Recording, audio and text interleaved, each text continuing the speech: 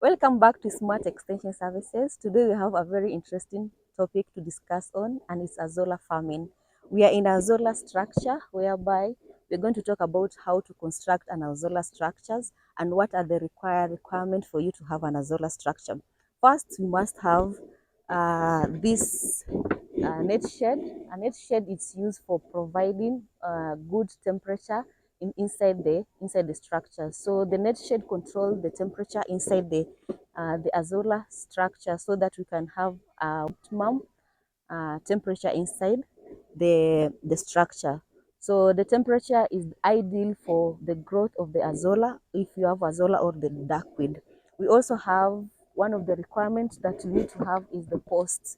You can use the local available materials using the trees that you have. You can make a post, or you can purchase, or you can make the posts out of the metal. Another thing that you must have is the dam liner. This dam liner will help to hold the water, because in growing the Azolla, you need to have water that is mixed with manure. The manure can come from either poultry or the cow dung. So this water will help you to control the seepage, or to control the water being drained inside the soil. So dam liner is one of the requirements that you need to have. Another thing that you need to have is the dimension on where you're going to raise your Azolla. Like you can see here, we have two pond sites that have been created to separate the Azolla and also the duckweed.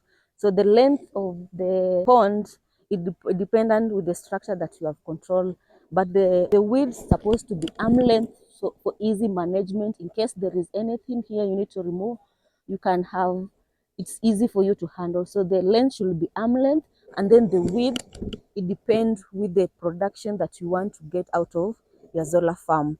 So another thing that you need to consider is the working area. Like here, the way the farmer has constructed, this is the working area, or the working area for easy harvesting or any management in the pond that you need to have. And also at the entrance, you should have a space whereby can use to work in other activity. Maybe after harvesting, you can have your tools there and do the grading and the sorting of the Azolla before you take it to the animals. So like here, this is a very ideal structure a farmer can adopt. So if you are thinking of doing constructing a Azolla farm, you can adopt this one. And these are the materials that you have: the shed net, the poles, and the dam liner, and you're ready to go to have your Azolla structure.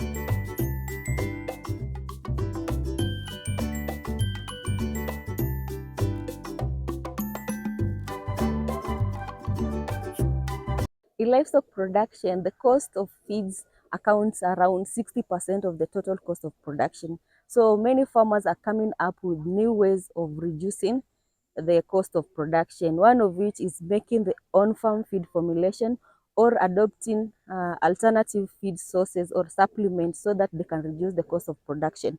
So one way in which a farmer can adopt an alternative feed source or a supplement is by planting Azolla. Azolla algae or a fern plant that grows very fast and multiply very fast. Within 2 to 3 days, an Azolla can colony your area, and also you can harvest it and give it to the livestock. You can harvest it, dry it under the shade, and give it to the animals. So we have Azolla, we have the duckweed. So duckweed also can be used as an alternative feed source. You can give it as a supplement to the animal. So with the main feed that you have in your livestock, you can supplement it so that you can reduce the cost of production. And we see these two have high protein content, so they reduce the cost of purchasing the protein, of which of them most of the proteins are normally expensive at the market.